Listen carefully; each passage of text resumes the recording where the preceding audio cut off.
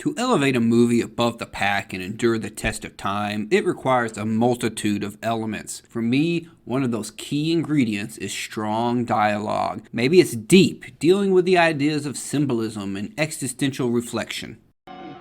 Harry, what is it?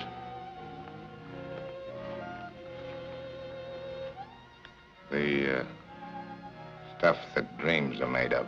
Or maybe it's based more in humor, contrasting the seriousness of a dire situation with pure absurdity. Can you fly this plane and land it? Surely you can't be serious. I am serious. And don't call me Shirley. Or maybe it's just more basic than that. Something raw, something kick-ass, something primal that just strikes you in the core of your being. Yippee-ki-yay, Mr. Falcon. There's no recipe on how to make good and memorable dialogue. It's a combination of a lot of things, and you just know it when you hear it. And I think it's time the internet gives its due to one of the best movie lines of all time. Amy, want, green drop, drink. That's right, we're talking about Congo! One of my all-time favorite movies. Now, is it good? Oh, excuse me, you didn't answer me. You just trailed off. Yeah, I did kind of trail off there, didn't I? Who cares? It is entertaining as hell and has everything you could want in a movie. Want state-of-the-art special effects? Check. Want to see a gorilla skydiving? Check. Want to see one of cinema's all-time sexiest actors giving one of cinema's all-time best accents? Double check. Herkema Homolka, formerly of Romania, free now of the chains of Ceausescu, traveling the world, doing good. I mean, I understand it wasn't critically acclaimed or anything, but how in the world does it have these sort of scores? I mean, 55% for crying out loud? This is the bullshit of all bullshit, you scumbag. Ask it, sir. Considering the pedigree of everyone involved, it's almost shocking that this is not more fondly endeared into the heart of a generation. Directed by Frank Marshall, who at the time previously had helmed Arachnophobia and Alive, both solid films in their own right, and produced what is arguably the best adventure film of all time in Raiders of the Lost Ark. Co-written by best-selling author Michael Crichton, who not only wrote the novel and screenplay for what I personally consider to be the best movie ever, Jurassic Park, but also brought the world flying cows. Wait a minute, flying cows? Flying gorillas? Did we just discover someone's secret fetish? Oh, you know what I'm talking about. Oh, yeah, right. And with music composed by Jerry Goldsmith, who over the span of his career had been nominated 18 times for his movie scores, winning once for The Omen. Ever since talkies came on the scene, music has gone hand in hand with the motion picture, and everyone has their own taste. Maybe it's just because I've rewatched Congo so many times that the music is just ingrained in my brain as much as like Randy Newman's work from Toy Story, or their nerd rap from Revenge of the Nerds, or that other nerd rap from Revenge of the Nerds 2, Nerds in Paradise. From the opening of the movie with its rhythmic chanting and blaring horns to the climax of the film with our heroes fighting for their lives to the sound of frantic, frenzied violins, there are bangers all around and in Congo. This scene in particular, where a tribe tries to bring someone back from the dead, I find so utterly hypnotic, I get sucked in every time. Considering how wide I am, I really shouldn't give too much commentary here and just, say bravo. Let's move on. But hey, enough of my blathering. Let's dive into the actual movie itself. So from here on out, massive spoilers for a movie that came back out in the mid-90s, and I really don't know how beat for beat into the actual plot we're gonna go, because this is me right now. So, there is your warning. In fact, this is me telling you to go to your preferred video rental / purchase streaming platform, watch it, and then come back. If you aren't satisfied then, your money is forever lost because I myself am eating gruel over here. Please, sir. I want some more. Shut up, you little weasel. Congo starts with an expedition being sent into the, Congo, funded by Trevicom, who are on the hunt for diamonds because of reasons. Perfect, you say? A flawless diamond. He found it. He was right. With the right laser and diamonds like that, we can dominate the communications industry overnight. Okay, now I must say this is a plot point I've never really understood. After doing some research, I get there is some vague connection between diamonds and lasers and satellites and technology and blah blah blah blah blah. But it's never really explained in the movie why after this find you wouldn't immediately change your company name from Travacom to Travamine, because you now mine diamonds. And just laugh please, it's the only thing that keeps the clowns at bay. I just take it as an accepted plot point and move on so you can enjoy the movie. Now before we go any further, it's time for one of our regular features. That's right, it's time for things I should have realized upon the first 15 times I watched a movie, but I'm a moron. Or for short, Tis Roof to Wham Bam. Hey, by the way, be sure to get your official Clark Griswold approved Tis Roof to Wham Bam baby onesie in the link provided below. But enough shilling, let's look at this part of Congo. It won't work. Change the code already? The old man's got me changing it every 3 hours now. Rudy, Rudy, Rudy, Rudy. Very inventive. Now, I have spent years trying to unravel this mystery. I thought surely there must be some hidden dialogue in the movie I'm missing, or maybe even some pop culture reference I was unfamiliar with as to why Rudy, Rudy, Rudy. Well, it turns out, nope. It's just as simple as this guy having to change the passcode a lot and being so uncreative that that's what he came up with. Thankfully, I've never claimed to be a scholar or to have some great insight into movies. No, this channel is more for people looking for content by a guy who's best known for farting in bathtubs and laughing your ass off. But back to our story. The expedition gets seemingly massacred by some ape-like creature, so what to do? Why, send in another even less prepared group comprised of one person who actually knows what's up, one person who's smart enough to know that something is fishy but can't resist the money, this guy who's too blinded by greed to see anything else, these mopes who think their good intentions will shield them, and a troop of porters who have no idea what they're getting into. Maybe it's just me, but if I am presumably a multi-millionaire with money to burn, and this is what happened to my original group, let alone potentially my son, this is who I would send.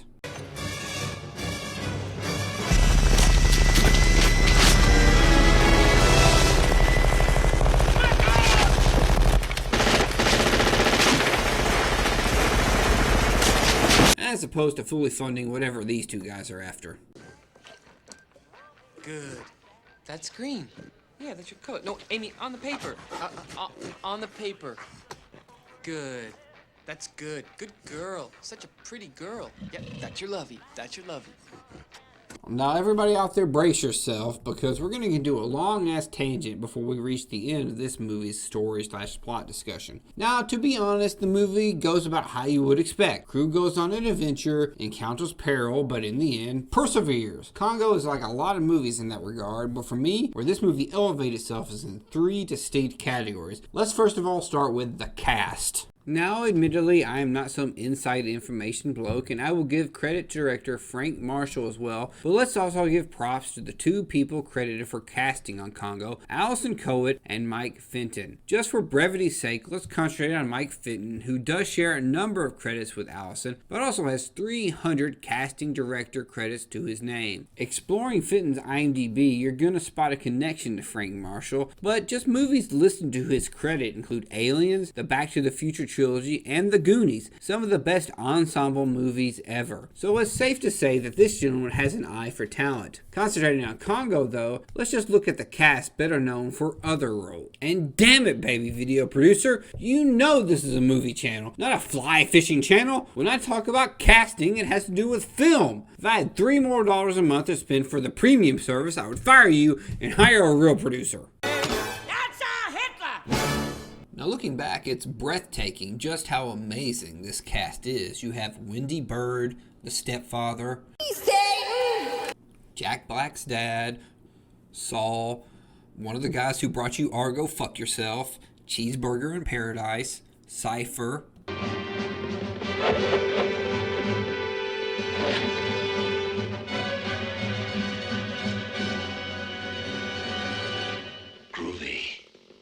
Adebisi, Brazelton, But last but not least, let's spotlight the member of the cast that is my absolute favorite one, Mr. Ernie Hudson. Not only is he my favorite Ghostbuster, but he also stars in another 4 of my 90s favorite guilty pleasure movies, No Escape, Airheads, The Substitute, and The Cherokee Kid. He's the best part of Best of the Best 4, another series of bad movies that I love. He is the warden in the best of all the early HBO series Oz, and if you want a movie where a deranged babysitter tries to make her ward nurse from her bosom just in the end for Ernie Hudson to save the day, then The Hand That Rocks the Cradle is for you. This is just a lot of jibber jabber for me to say, Mr. Hudson, I love your work.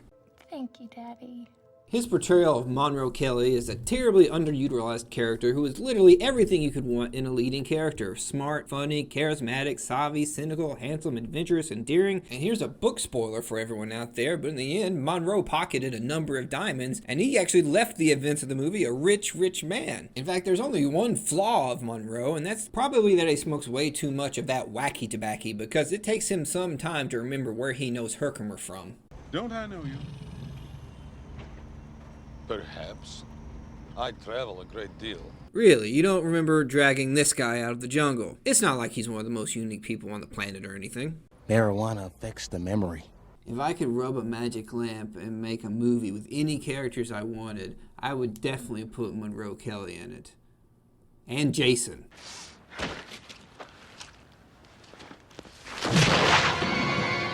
Another thing I want to talk about in Congo, the characters. You know, from chimpanzee to chimpanzee, all the characters in this movie are great. Even the small ones. Like, they're memorable, funny, and they serve a purpose. Take Eddie Ventro. He's not on screen for 5 minutes, and who could forget him? When I think back on this movie, it always feels like he's in more of it than he actually is. Whoa! A talking gorilla. I feel the money hairs on the back of my neck going whoa, whoa, whoa. And who could forget Claude? He is on screen for, what, 30 seconds? And I know this man. What do you know about it? Growing up, Kahega was actually my favorite character in Congo. I mean, just look at that smile, and he was fun, and he was cool to be around, and he was a great guy, and he has a machete. I think we all know I love machete-wielding characters.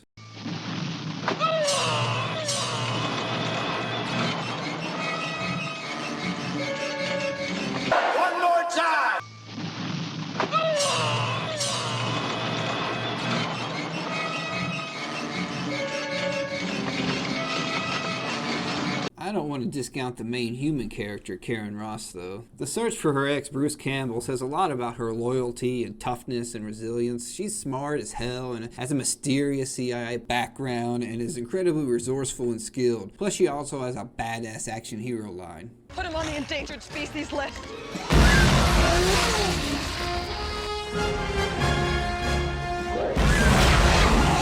As far as I'm concerned, that is the yin to Alien's yang.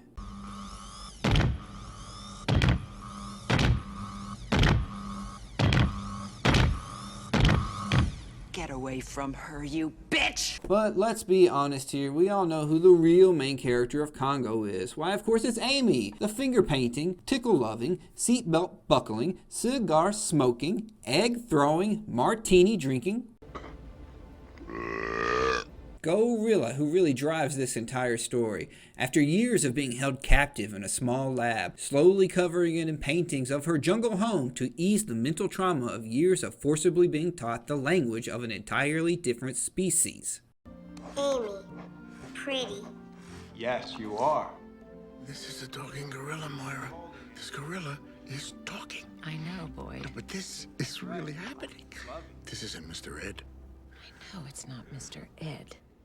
Amy finally gets her groove back when her lover Peter arranges to send her back home. She is playful and precocious and protective, and unlike myself, she is able to have deep emotional connections with others. Plus, she can talk. Who doesn't want their pet to have a backpack that allows them to communicate? The closest I could ever get was getting my dog Marty to tell me who his favorite baseball player was. Roof!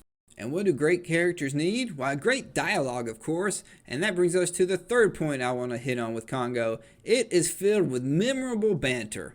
Are you serving that ape a martini? Fun little action lines. Miss Ross? Yeah. Why are they putting on parachutes? Figure it out! And it leads right back to the start of this video. Amy, want, green drop, drink.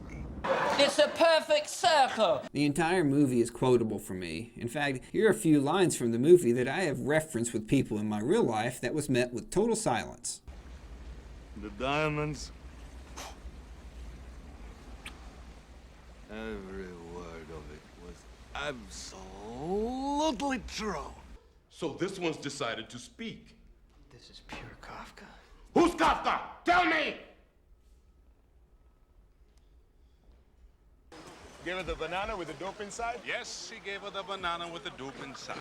Now, if you were to back me into a corner and threaten to cover me with giant hairy spiders unless I picked my favorite movie line of all time, then I might pick this gem from Congo. Mr. Homolka? Oh. Stop eating my sesame cake. Stop eating my sesame cake! At least once a week, I'll just be standing there, and for no rhyme or reason, those words will come out of my mouth. I love every bit of that exchange. It is 20 seconds of cinema perfection. You came and shook me awake in the middle of the night while I was sleeping in my bed and said, "Tell me about the sesame seed cake." I could recite it beat for beat right after I asked who you were and why you were in my bedroom. In fact, I might have even made this video for the sheer purpose of getting that stuck into as many other people's heads as possible.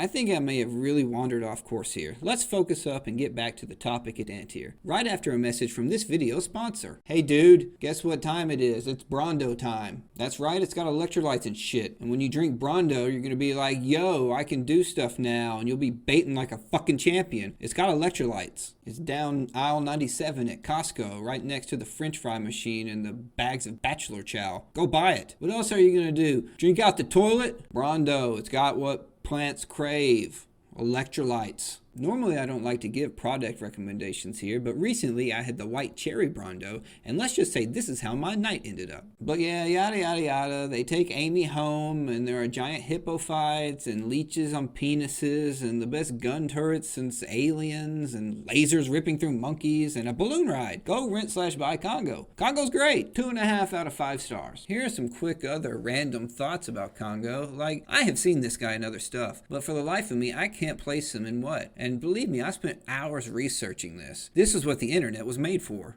And here's another tourist wham bam moment. I thought this transport guy was Bob from UHF for years. And exactly how long can someone live with having their heart ripped clean out of their chest? I don't think just running around is going to keep you going that long. I'll give it a shot and let you guys know how well it turns out. I was at a zoo once, and a gorilla charged the glass at this kid, and that was terrifying. So imagine how scary this must have been. You know, it says a lot about him that he was able to just stand there and take it, and he was very committed and driven. And I think he's also very grateful that he wore his brown pants that day. On a personal note, the vocal recording of that last little bit took me a good solid 5 to 10 minutes. I spent all that time of my life on trying to get a shit joke right. Now, is there some commercial or advertisement for like Budweiser or Pizza Hut or Doritos or something that mimics this scene here with Amy and the frog in the cooler? It just seems so familiar. Here's another one of my favorite parts where the bad gorillas are attacking the camp. I call this move the Winston. Is this the best movie scream of all time? Ah! Answers on a postcard, and let me know your thoughts. Before we wrap up, I'm going to give you all what you really came here for. Hardcore monkey killing action.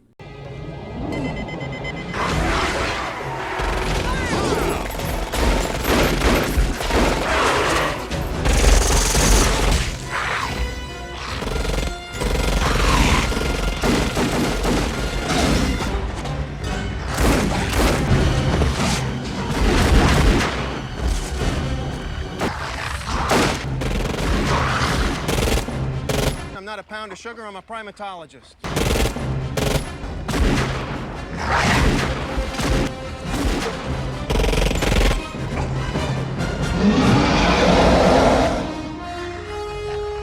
Ugly gorillas, ugly, go away.